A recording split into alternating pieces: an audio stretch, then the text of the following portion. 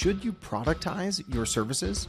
Does a productized service business completely differ from the standard agency model? Can both models coexist within the same business? These are all questions we answer in today's conversation with Sam Shepler, CEO of Testimonial Hero. Transitioning from a full-service video production agency to a productized service business today, Sam shares the 3 specific benefits of productizing your services and the potential pitfalls to look out for along the way. Sam's team has definitely had some successes to learn from. They hit number 342 on the Inc. 500 list in 2022 and have successfully scaled beyond $3 million in annual revenue. As he shares the lessons from their journey, we touch on the trinity of the benefits in productizing your services, how to avoid competition from AI and low-cost service providers, even with a highly repeatable service offering, and toward the end of the conversation, some very specific financial do's and don'ts to keep in mind if you're headed down this path as an agency owner yourself. To start, let's go back to 2018 when Sam was thinking about the first iteration of the agency. In 2018, I had been working on actually a mobile app. It wasn't taking off. So I had to basically pay some bills, and I had previously run a full service video agency in the past. And one of the most popular products or services that we had done for our clients, and I ran this agency with some co-founders from about 2012 to 2016, full service video production. And, but yeah, one of the most popular things we did was video testimonials. And by the end of that agency, we had really began to really specialize in video testimonials. Basically, I just thought to myself, I was like, all right, like knowing everything I know now, like what could I build if I even focused even more tightly on video testimonials from the start? Because it was a problem that I was very passionate about. And also it was something that I recognize you can put a process behind. It's very hard to put a repeatable, scalable process behind, something like a commercial shoot with actors. It's kind of antithetical to the end result. When you want to, create everything from scratch and create every script differently, right? But there is somewhat of a, framework, maybe not a recipe, but definitely a framework for video testimonials. So based on my past agency experience, that really attracted me. And also I thought that there was just a way to do it a lot better. I was kind of like frustrated by like the options that I saw, and I was like, there needs to be a better way. I love starting with the problem. A few weeks back, listeners were just filling my DMs and our guests' DMs about this episode with Nick Bennett with Harness and Hone. And he has this line that I'll never forget now. Once I've seen it, I can't unsee it. He's like, most agencies try to market the solution and then convince their clients that they're the best option. Instead, you need to market the problem and then you become the default solution. And we're not talking about even marketing your firm yet, but we're talking about the same starting point. What is the problem that you can solve that, as you said, you can narrow in on, right? So often we talk about going narrow or niching down in the agency space, and it's just about industry or channel or maybe both, right? But it's not so much about what is the problem that you solve. So I love that you guys started there, and it echoes something that Nick was sharing on the show a few weeks back. Sam, I want to ask you this because I think some people would maybe struggle to define what is a productized service business. Is it really different from an agency? Is it one or the other? How do you go about defining a productized service business as you guys would define it for yourself today? What are the similarities versus the differences from, a quote unquote traditional agency? Yeah, it's a great question. And I think most people would define a productized service as a, agency that's very niche and, the pricing is fixed. Maybe there's a pricing page and you can see exactly what you get, kind of taking some of the aspects from software and SaaS, applying them to agencies, and maybe, instead of hop in on a sales call. You can purchase just from the website and kind of self-serve. And almost certainly you're not going to be doing proposals. Now that honestly, I think was what productized services were, maybe when I started Testimonial Hero. Now I think, at least my definition has gotten way broader, and it's more of just a mindset that I want to think about how I can productize this, make it more scalable. Like we use proposals. Absolutely. Like we don't let people, just purchase off the site. They want to speak with us because of the level of investment that they're making. So, back in Productized Era 1.0, I think it was a lot about, we're going to take some of the things from B2B SaaS and like apply it to an agency, pricing page, ability to self-serve, no proposals. Now I think it's more just about having a productized mindset, and whether you productize externally on your marketing site or kind of internally. To me, those are both productized services. We are definitely more of we productized internally, so like our customers don't necessarily get to experience directly or see everything that we're productizing. They're just they're experiencing the benefits of a very repeatable, high quality product. They're experiencing an easy sales process, but it's not. I don't think productized services have to be what they used to be, which was this self-service website type experience anymore. Yeah. So what I hear you saying there, Sam, is you can still take some of those things from SaaS, from a product-led growth approach, and apply those. Even if you're not doing it completely externally, you can do it internally, and you can maybe have a mix of some consulting with some productized services. We've had Bob Ruffalo from Impact on the show talking about how their business model has really evolved to include more coaching, consulting, training, some cohort-based training as well. Very different from where they started as an agency. So I think that's really interesting. Whether, Sam, an agency owner is listening to this and they're thinking about, should we make the shift to totally be a productized service firm, or they're thinking about, how could I, as you said it, productize internally one of our existing service offerings? What do you think are some of the main benefits of quote unquote productizing in a service-based business?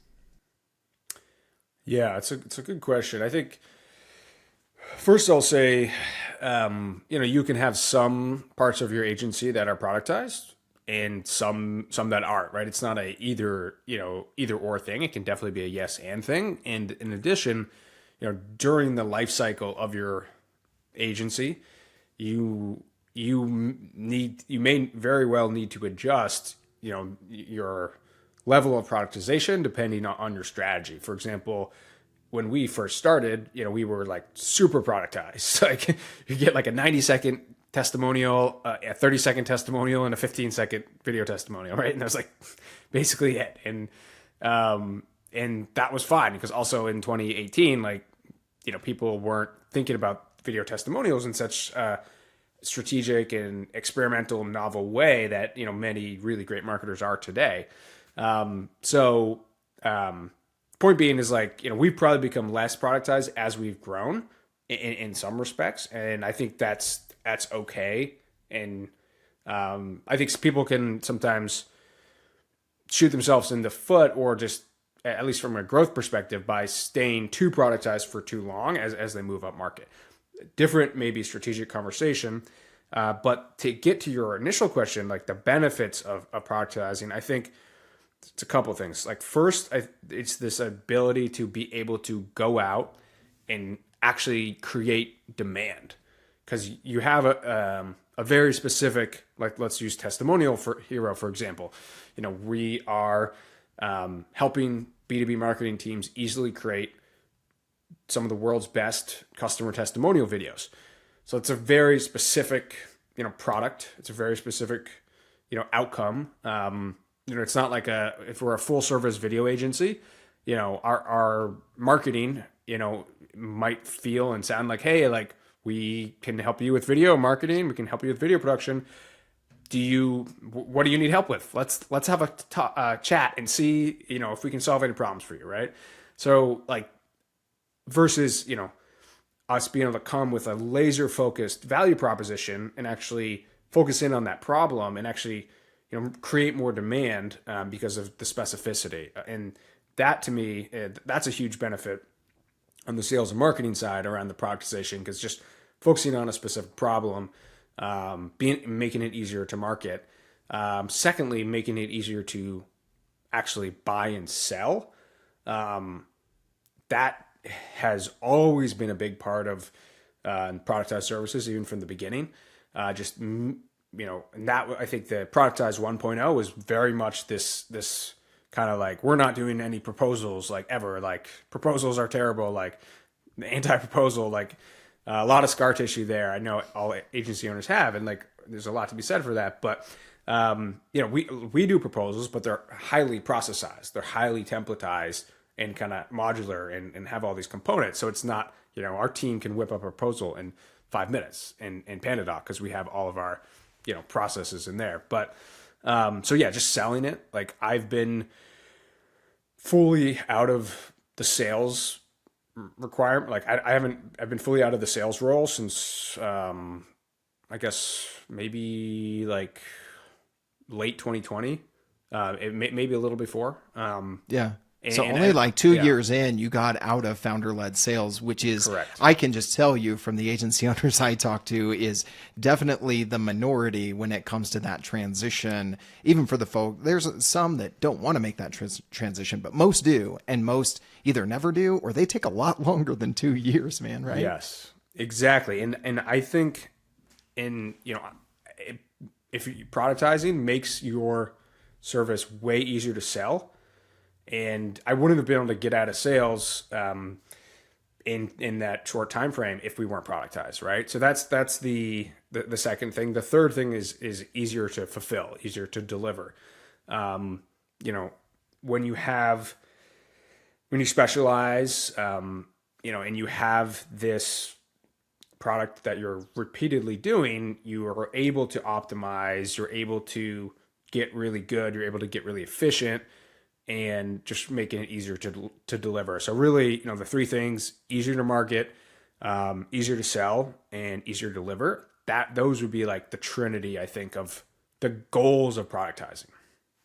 Yeah, absolutely. I would agree with all three of those. Easier to market, because I love what you said there. You can avoid what do you need help with? Right? Because no one has time for that these days. No one has time for Sam, what are your business initiatives for 2024 coming up? Can we get 15 minutes to pick your brain? Because I'm sure I can help somewhere, but I'm not sure yet without doing this discovery.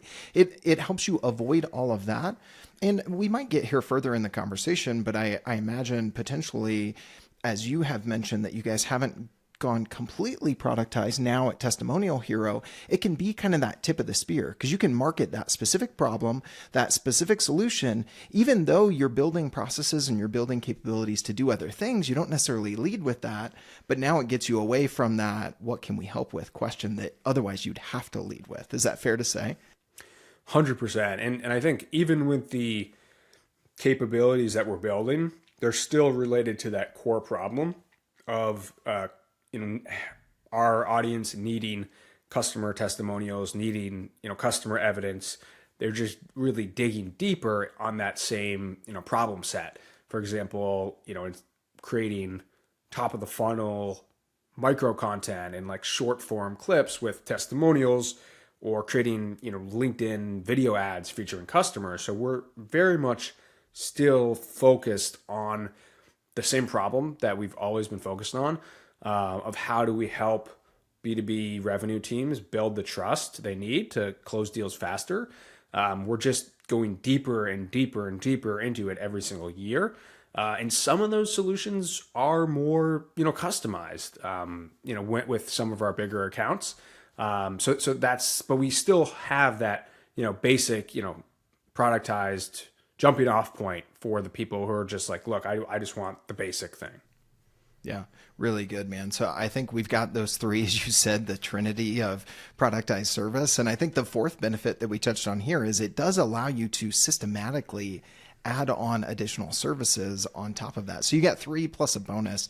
Now let's talk about the other side of the coin, Sam, because I've seen some of this from my own experience within an agency where I would relate it very much to what you said, not completely productized self-serve, but I literally described our proposals in that way. It's funny, we built them in PandaDoc as well.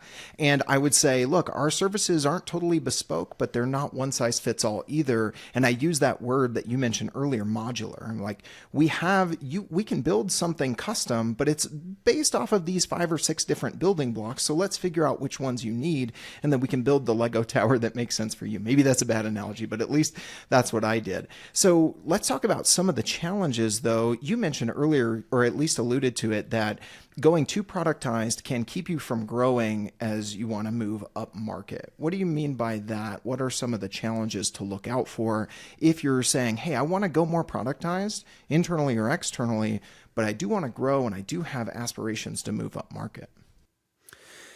Yeah, for sure. I think, well, first of all, I think a lot of, some productized gurus or whatever you want to call them can be very dogmatic about, like if you require a sales call to sell your productized service, then it's not a productized service. Everyone is entitled to their own opinion.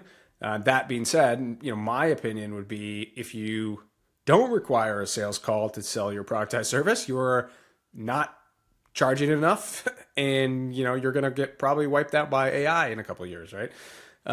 So I personally, am a big, fan of always initially first going up market.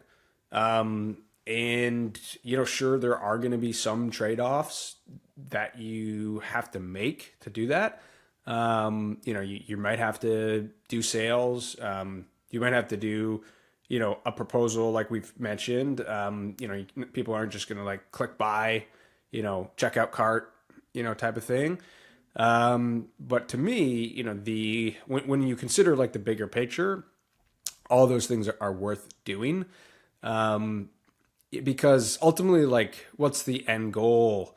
That's how I think of it, is like, okay, I want, I want the business to, get to a certain point, be able to operate at a certain scale, provide a certain lifestyle for me, like, and, part of that is going to be increasing the, average order value so we can actually do good marketing. Because it's really hard to do good marketing if you have a small LTV. You're kind of hemmed in on the channels that you can make work, right?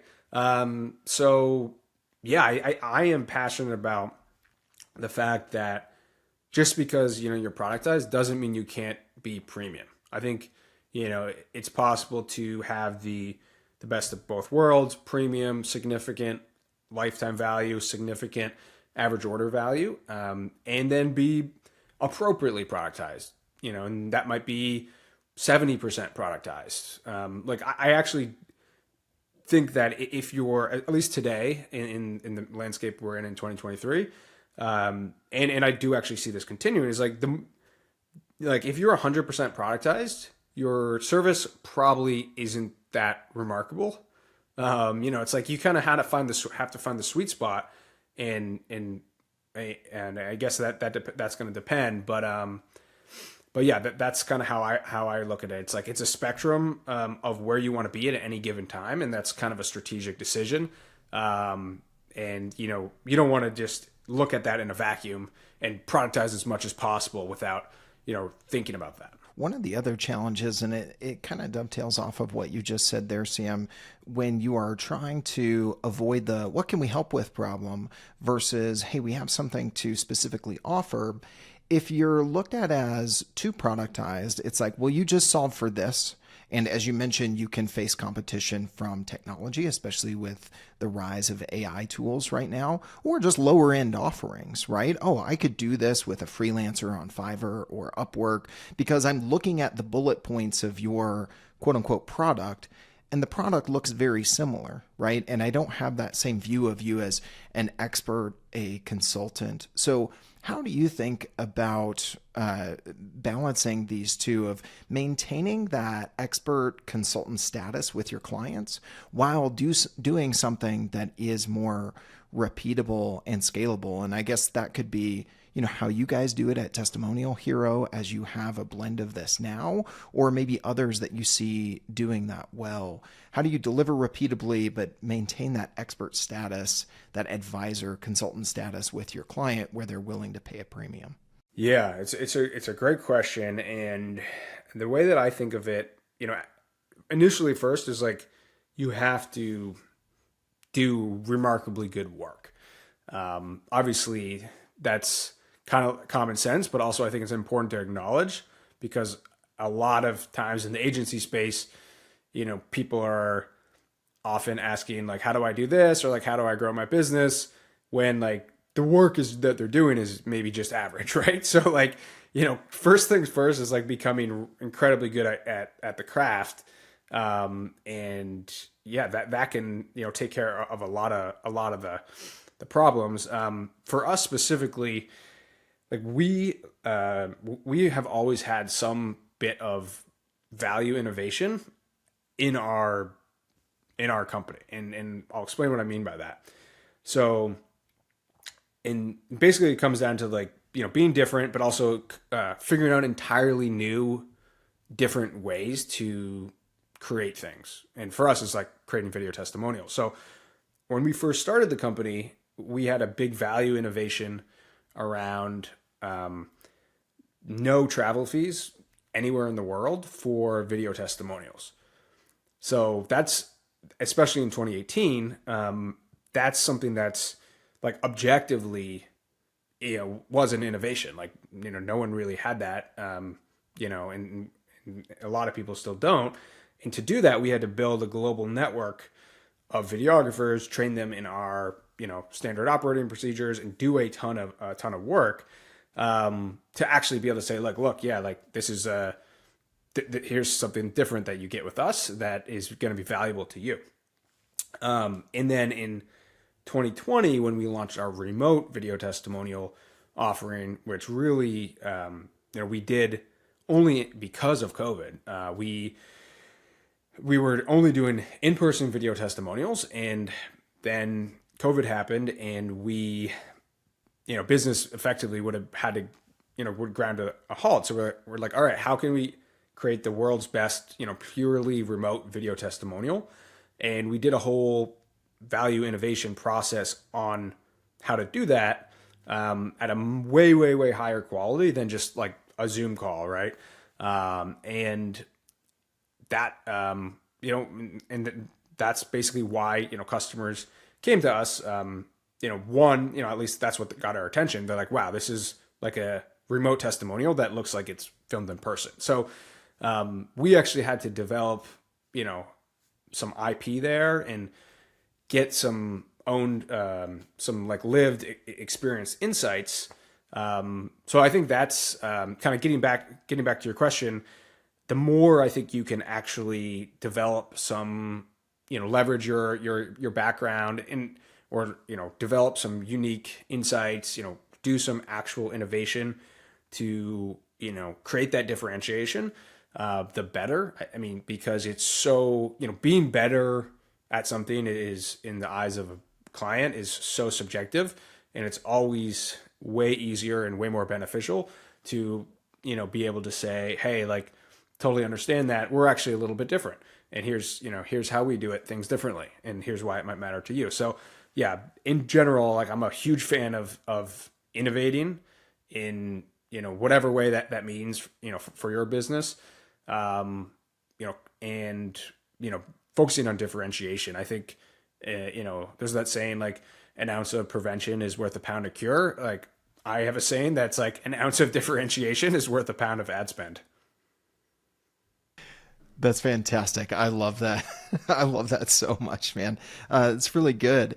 I think one of the things that you hit on there, Sam, as I was just kind of mulling this over, where we started with productized services 1.0, as you mentioned, looked very much like SaaS, looked very much like, product-led growth, click here to buy, self-serve on the website, those sorts of things. And as you've talked about, you guys specifically have moved a little bit away from that. But I would say what you're saying here with the value innovation does borrow a lot from product development in the SaaS world, right? It would be, I think the danger here, and correct me if I'm wrong from what I'm hearing you say, is you build a product and you have a process and you have a system for cranking that out and it's valuable. But if you just let that sit there and you never create a new version, you never ship new features, you never, take feature requests from your customers and try to build that into the next version, that would be like a SaaS company building it. And then version 1 is all you ever get. They don't have any annual or quarterly updates. They don't have a product roadmap. It would be the equivalent of that. And obviously that product would die on the vine. Is that a fair analogy to draw from that, Sam?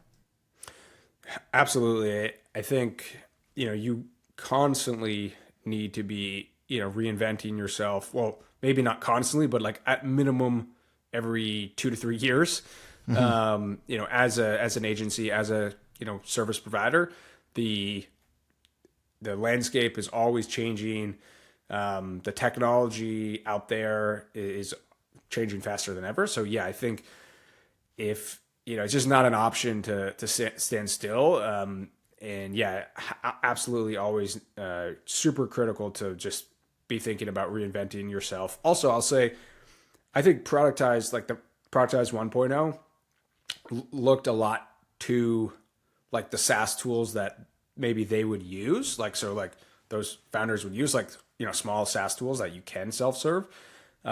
Personally, I like to look to the larger, B2B SaaS companies who, have more enterprise tools, right? Because I've learned so much from, kind of applying, as best as I can tell, some of the ideas and best practices from, successful B2B SaaS companies that have like a, more established, go to market with SDRs and AEs and all of those things, right?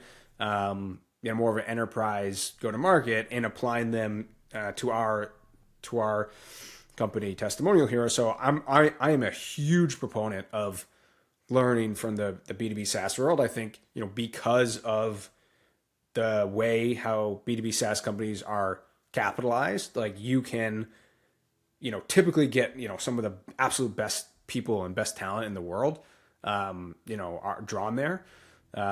And, because of, venture capital and all those things. So yeah, I'm a huge proponent of learning from them. I think we have to, as agency owners, if you want to move up market, we should learn from the ones who are moving up market, not as much the ones that are selling the $9.99, a month, self-service tool though.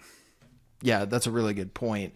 What have been some of those that you have looked at, Sam, and maybe some of the things that you guys have implemented by looking at some of those SaaS, those tactics of the SaaS companies that are not completely product led, but they're a little bit higher ACV, a little bit higher purchase, and a little bit more of a considered purchase? Yeah, it's a great question. I think one that's very well, one is just like doing marketing in general, right?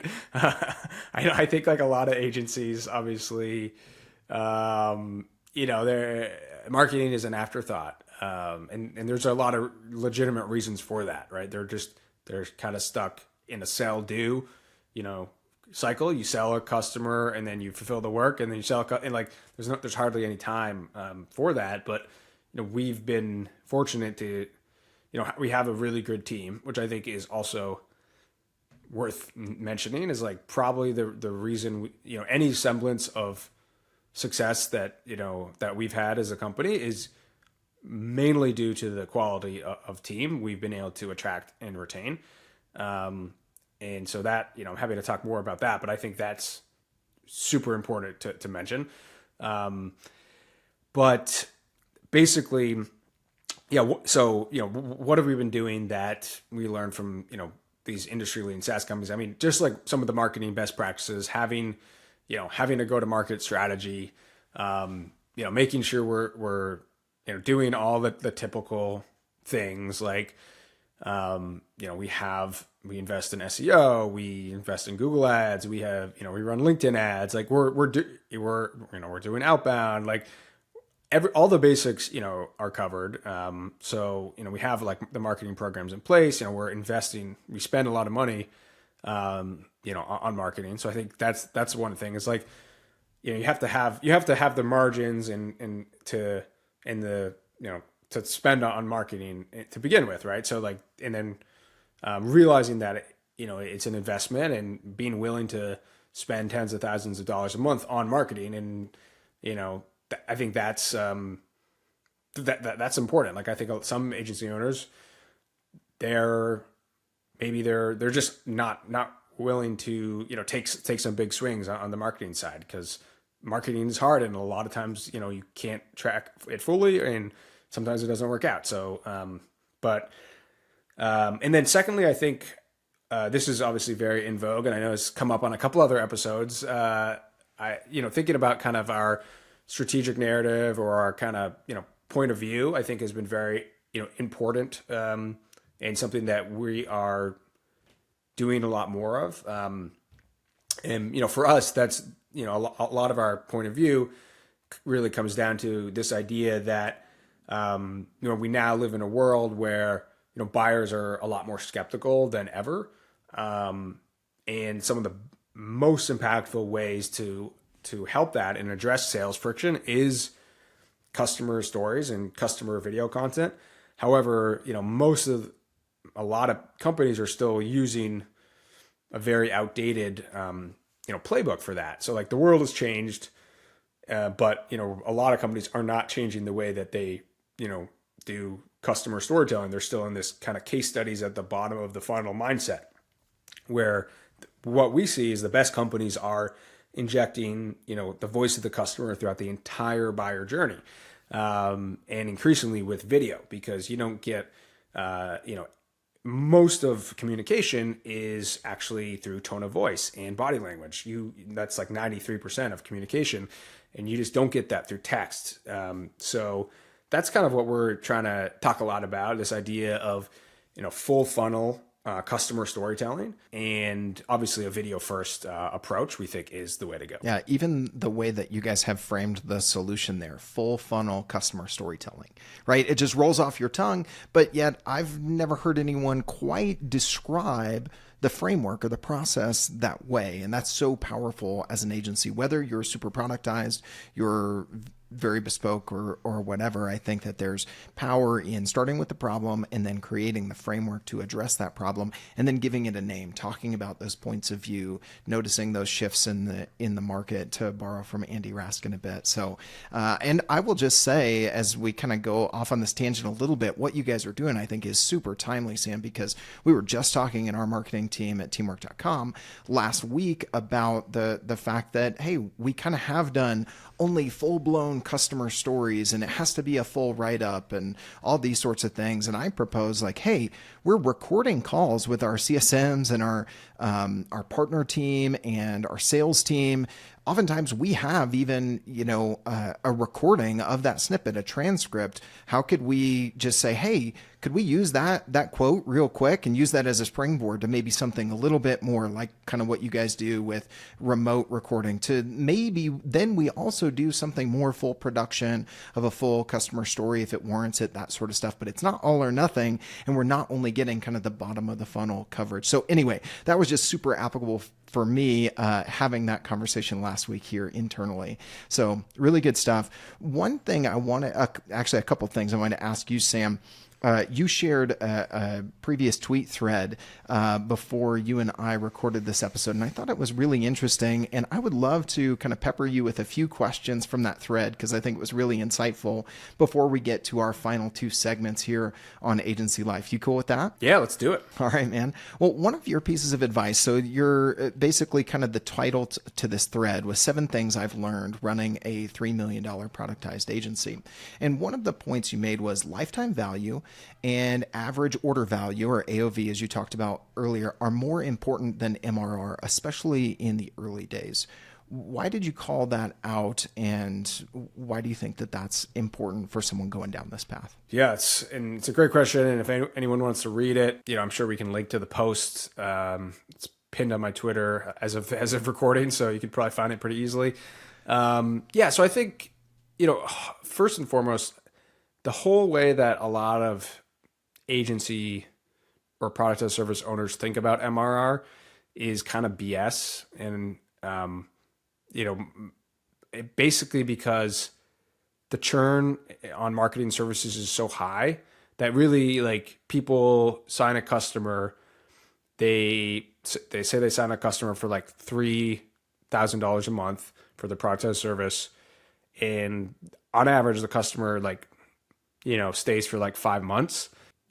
That's not really like, and then they churn. Like, that's just putting them, that's like a project payment plan.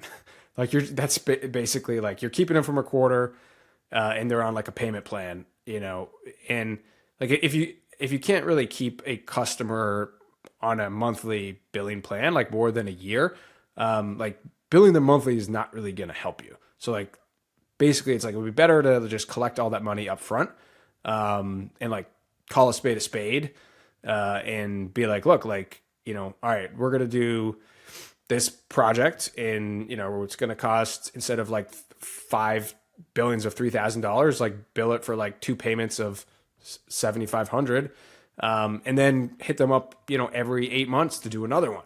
But instead, people try to force, their service into this recurring box because they think MRR is the solution to all their problems. And they end up like shoving a square peg in a round hole, and ultimately, like, the customer leaves and never comes back. Because when you churn someone off an MRR model, it's like very unlikely that they ever come back. But if you sell someone a project, there's a lot of ways to like actually get them to come back, even annually or a couple times a year. You can do like, like, it's just way more flexible. So basically, I don't think like early on, like, unless you have like a truly the MRR service that, and there are some out there, like you're like managing ad spend, and, people are going to be sticking with you for a long time. Maybe that's fair, but I think, in general, like most people are kind of deluding themselves when it comes to, or a lot of people are kind of deluding themselves when it comes to MRR, and they're really just like giving the customer a payment plan, and they, would be better off, at least in the beginning, like charging them more on like an upfront, project-based thing, and creating repeat revenue on an annual basis or quarterly basis or biannual basis, not, this kind of fake MRR with the churn like off the charts type of situation. Yeah, that's really interesting, because it's better to have those annual projects with one customer that do repeat. And it goes to your point, so you really unpack that well, that you actually do drive up lifetime value that way. So let's call a spade, especially if you sell to a lot of venture-backed SaaS companies. There is no reason that you, as a bootstrapped agency, should be their bank and giving them a payment plan, just for the sake of increasing your MRR and making that, feel good internally. So let's go a little bit further here on the financials. You had 2 other points on the financial aspects of running a productized agency, Sam. Gross margin is the most important line on your P&L. What makes you say this, and where do you see a lot of agency owners getting it wrong, where they're not seeing gross margin as the most important line on the P&L? Well, I think initially they might not even have any good understanding of what their gross margin is. And, that I think is super important to address. And to be fair, I mean, it's hard to calculate, gross margins. It's complicated. But net margin's super easy. It happens on its own. But, gross margin, you really have to calculate and make sure you have things tagged correctly as your COGS, and you're considering your people costs too. Like, because, particularly with product as a service, if you're not tracking, hours, and you need to, like, on every single project, you still need to, have a good feel for how many person hours are in that typical, project. Because sometimes people, or if you don't have a team, you have to calculate your own hours. So like I see a lot of times people are like, oh yeah, my gross margins are great, but then they're forgetting as the founder all the time they're putting in to the service. So it's like, your gross margins are great because you're putting in 4 hours every project, or even more, right? But, let's get a market rate on, maybe it's going to take someone else, you can do it as the founder in 4 hours. It's going to take someone else 10 hours to do it. And their market rate is going to be, let's say $30, $40 an hour. So we have to factor that in, right? So I think that, so first things first, like just having a good feel for gross margin is critical. And the reason it's so important, there's a couple of reasons. Like the first reason is, it's if you don't have a strong gross margin, so like at least 50% gross margin in general, it's just very hard to make any meaningful net profit, unless you decide to like not invest in marketing, right? So like it's like it's like a pie, right? If you don't have 50% of the pie left over, and you have less than that, and then like you want to make net margin, there's just not a lot to do, to invest in marketing and to do all these things. Say you want to hit like 20% net margin, right? That means you have 30% for all the rest of your OpEx, including marketing, right? And that's not even that much. So that's why 50% I think is like the minimum. And then other than that, I mean, it's very easy to move things around to be profitable on a net basis or not. Like, and sometimes like you may not need to be net profitable. Like you could be reinvesting heavily in marketing for growth and building enterprise value. But yeah, so you can play around. You have a lot of flexibility to hit net margin targets. There's a lot of levers you can pull, but you really don't have flexibility on your gross margin targets. Like it's either like you hit it or you don't, and it has major cascading ramifications from that point. It's like if there's like I kind of hate like the overused like businesses warfare metaphors, but like if you think about profitability as like a war that you're fighting per se, the front lines of that battle are gross margins, and you can't, if you lose the front lines, like it's very hard to make it up. So that's why it's so important.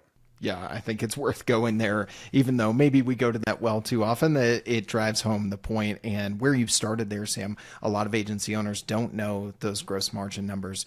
If you're an agency owner and you're listening to this and, your head is even spinning, thinking about gross margin versus net margin, if you're a listener of this show, you might not know we also do a monthly live stream for Agency Life. If you go to teamwork.com/agency life, look for one of the past webinars with Drew McClellan from Agency Management Institute. He did a masterclass. You'll want to pull out pen and paper, calculator, maybe a Google Sheet, to show you some of the common mistakes that agencies make when trying to calculate gross margin versus net margin and how that impacts your growth goals. So a quick aside there, but a follow-up resource. We'll link to that in the show notes, as well as this tweet thread we've been talking through with Sam for you.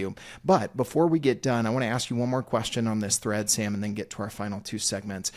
Your recommendation to agency owners thinking about a productized model, or at least in part, is to start thinking about cash versus accrual basis for their accounting and start doing accrual basis ASAP. What's driving some of your recommendation here for your fellow agency owners? Yeah, so this ties into the kind of MRR question, and because one of the things I recommended in the MRR question was, instead of billing someone $3K a month for over 5 months and then they leave, do your, let's just say 4 months or actually, 5 months is fine. So do like the 15K, maybe do 7.5K when you start on day one and 7.5K on day 30. And we're going to work with you for 5 months over that project. You're right. So like changing from that monthly billing to more of like the project-based billing and collecting up front. So collecting, pulling that revenue forward is incredibly important for cash flow, which obviously is very, very important. However, there's, there's a side of that you have to understand, and that I didn't initially know around accrual, which is all about revenue recognition and like what's earned revenue versus what's not. So if accrual and cash look very similar. If you are able to bill monthly and because your work is done in that month, you recognize the revenue in that month. But if you collect, say, like $15K up front, you actually, and you're doing a project for 5 months, really you would be earning, after 30 days on an accrual basis, 30 days in, you would have earned 3K of that. And then it basically, 30 days in, you earn another 3K. So like that's the thing to understand with accruals is you're not, earning all that money immediately. So, cause you still have work to be serviced. So like basically you just want to be aware of that, because there's a cost also to fulfill, that project over time. So you basically, like, having the cash flow is, really, really good, and it allows you to reinvest in growth and all these things. But you also want to be aware that, like, technically on an accrual basis, like you haven't really earned that revenue. And you're also, still on the hook to deliver a bunch of services. So it's more a thing that, like, it doesn't mean you can't reinvest it. But you just have to be aware that, there's some nuances there.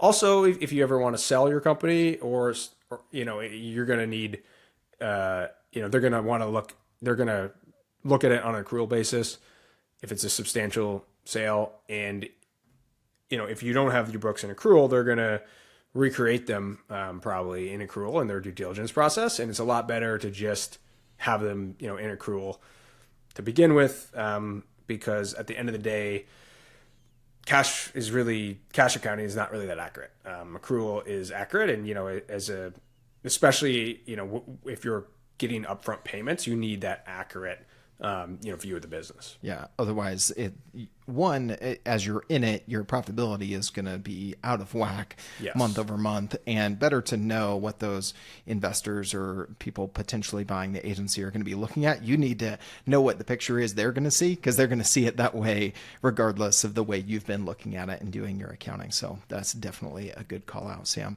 Well, as we round it out here, we want to hit our 2 segments that we always do here on Agency Life. Sam, we're going to hit you with our Fast 5, our rapid fire round of questions, and give you a chance to give someone a shout out before we wrap up today. So let's hit you with the Fast 5. This one was really interesting at Inbound a few weeks back to get to ask so many agency owners this. Would love to add your response to the data we've been collecting here.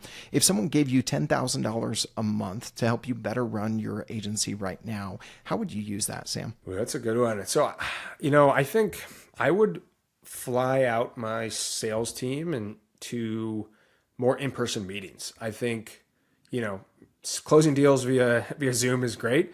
But especially, if it's a competitive deal or it just standing out, I think, whenever, doing, kind of zigging when people are, zagging and whatever, zigging when people are zagging, like just getting more in-person time on big deals, I think that you can really stand out. So yeah, just an air travel budget for the sales team for those big deals, I think would be great. That is a new one we haven't heard yet, several dozen episodes into the show, but I really like it. All right, number 2, Sam, what are some of your all-time favorite books that have helped you as an agency owner? So they could be personal development, they could be business, they could be marketing. The field is wide open for you here. Man, there's a lot of good books I like. I think a book that early on had a lot of influence on me in my career was a book called Awesomely Simple. I think it's still like one of the best, like, general leadership CEO books. Very simple, but again, everything is kind of simple but not easy, and it's great. I think also as the company has grown and now actually having to play more of a CEO role, and I have like a leadership team and there's people accountable for every function. The two best CEO books I've found are, one is called The CEO Tightrope, and the other one is called Good CEOs Are Lazy. So those books, I would say, are really underrated when it comes to, CEO books out there for folks who are looking for that. That second one really catches my eye. I was hearing a guest and Pete Caputa at DataBox on their Metrics and Chill podcast, and he just kind of threw out there that like, oh, Pete, I've always admired that you've been strategically lazy, and it kind of caught him off guard. And I think it's probably in line with what is being talked about in that book, but definitely one I think that is new to the list that we should add and has my attention. All right, I'm not always that good at going through our Fast Five actually fast, so we're going to jump on to number 3. Sam, what's one mistake you've made in running your agency that you're never going to forget? First thing that comes to mind would just be probably not having, the right level of financial acumen that I wish I would have had earlier. Obviously we talked about the cash versus accrual thing there. I think that's one good example. I think just kind of thinking that you can sort of delegate, finance, and even when you have a good team in place, like, you still need to really, understand, the finance of running an agency, and it's not something that you can ever fully delegate. Like delegate, you need to also have an understanding of that. And so that I would say like, that's where I think if there's anything I'd change, I would have put more effort into learning it earlier, even though it's not my original sweet spot or like not my natural talent.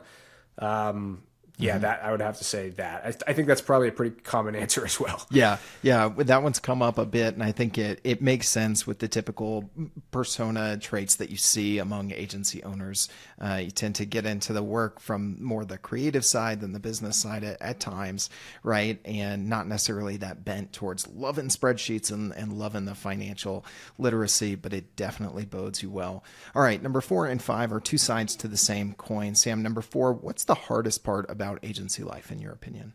The hardest part about it is probably gutting through the really hard years to getting to the point where it's actually a lot more fun and you have a great team and you're kind of at scale a little bit more,